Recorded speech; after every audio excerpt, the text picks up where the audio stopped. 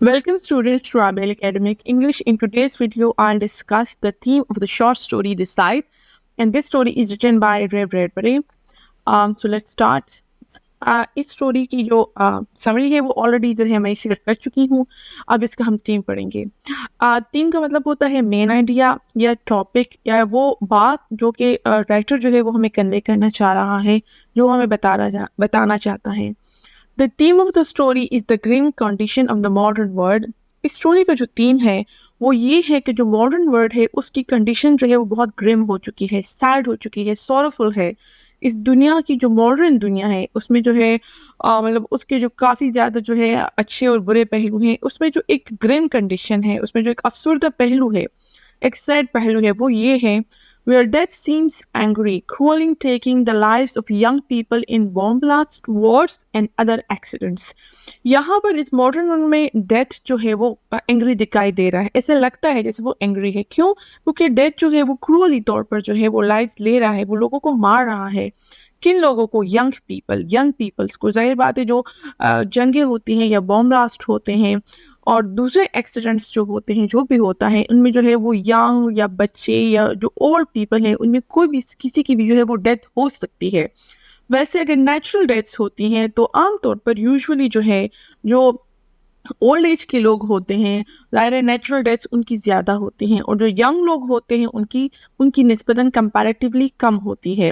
लेकिन आजकल modern world में चूंकि जो है वेपन्स ऑफ वॉर्स इतने आ गए हैं, बॉम्ब ब्लास्ट होते हैं, जंगें बहुत होती हैं. जंगें पहले भी होती थी लेकिन अब जो है डेडली वेपन्स ऑफ वॉर्स हैं, बॉम्ब्स हैं और चीज़ें जो हैं इस तरह की हैं जिससे जो है डेथ ज़्यादा हो रही हैं और स्पेशली वॉर्स में तो फिर यंग लोग ही की डेथ होती है. तो इसलिए जो है ये इस स्टोरी की जो थीम है उसमें ये बता रहे हैं कि डेथ जो है वो एंग्री है आजकल के ज़माने में, आजकल की दुनिया में, क्योंकि जो है वो ओल्ड लोगों के बजाय ज़्यादा से ज़्यादा यंग लोगों को जो है वो अपना वो किल कर रहा है और यंग लोगों को जो है वो अपना विक्टिम बना रहा है. The writer has contrasted the role of death in past with that of the present. Writer ने क्या किया है, उसने ये बताया है कि पास्ट में जो डेथ था उसका रोल कुछ और था. डेथ जो है वो डिसेंटली बिहेव करता था. डेथ जो है वो और जो एज के लोग थे उनको ज़्यादा जो था वो उनकी जान लेता था और जो यंग लोग थे जो है कम से कम जो है वो उनको करता था, उनकी जो है जान जाती थी. लेकिन यहाँ पर जो है आजकल की दुनिया में जो प्रेजेंट टाइम है यहाँ पर डेथ का रोल जो है वो पास्ट से बिल्कुल चेंज हो गया है. इन पास्ट ईयर्स में पिछले सालों में एक एक्टेड डिसेंटली. डेथ जो है वो डिसेंटली एक्ट करती थी and took the ripe lifes only, और सिर्फ राइप लाइफ्स को जो है वो लेती थी. यहाँ पर राइप को मैंने इन्वर्टेड कॉमर्स में बंद किया है. राइप लाइफ्स की यहाँ मतलब ये है क्योंकि ये मैंने स्टोरी के कॉन्टेक्स्ट से लिया है. स्टोरी में जो है वो जो साइट था, वो जो एक टूल था, उससे जो है जो हमारा करेक्टर है वो उससे जो है वो वीट काटता था, वो उससे गंदम काटता था. तो पहले जो है वो सिर्फ जो है वो उससे पहले जो होता था तो हमेशा ऐसे होता था कि पहले जो राइप ब्लेड्स ऑफ वीट थे, जो वो वाली गंदम जो कि पक चुकी थी, जो कि राइप थी, पहले सिर्फ वही काटा करता था.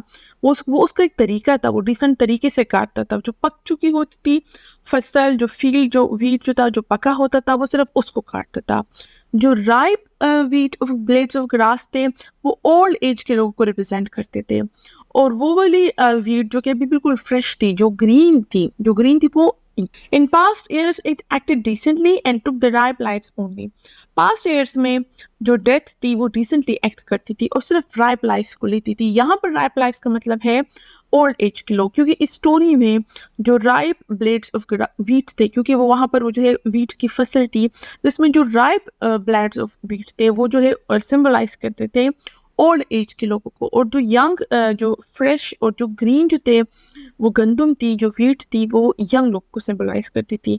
तो पहले जो है वो आतर था, जो हमारे पास जो करेक्टर था, वो जो पहले जब साइट यूज़ करता था, जो टूल यूज़ करता था, जो ब्लेड ऑफ ग्रास काटता था तो बहुत सोच समझ के काटता था और वो सिर्फ राइप काटता था और यंग को छोड़ देता था. लेकिन बाद में जब उसकी अपनी फैमिली के साथ जो है ऐसा हुआ कि उसकी अपनी फैमिली की जो है उसकी वाइफ की और 2 बच्चों की डेथ हो गई, तो वो जो कैरेक्टर था वो गुस्से में आ गया और वो जो था यंग लोगों को भी जो है वो फ्रेश और ग्रीन जो है वो उसको काटने लगा था. Now the death has been acting blindly for many years, cutting the lives of young people. लेकिन अब डेथ जो है वो blindly act कर रहा है और वो young लोगों की जिंदगी को जो है वो काट रहा है, young लोगों की जिंदगी को जो है वो खराब कर रहा है.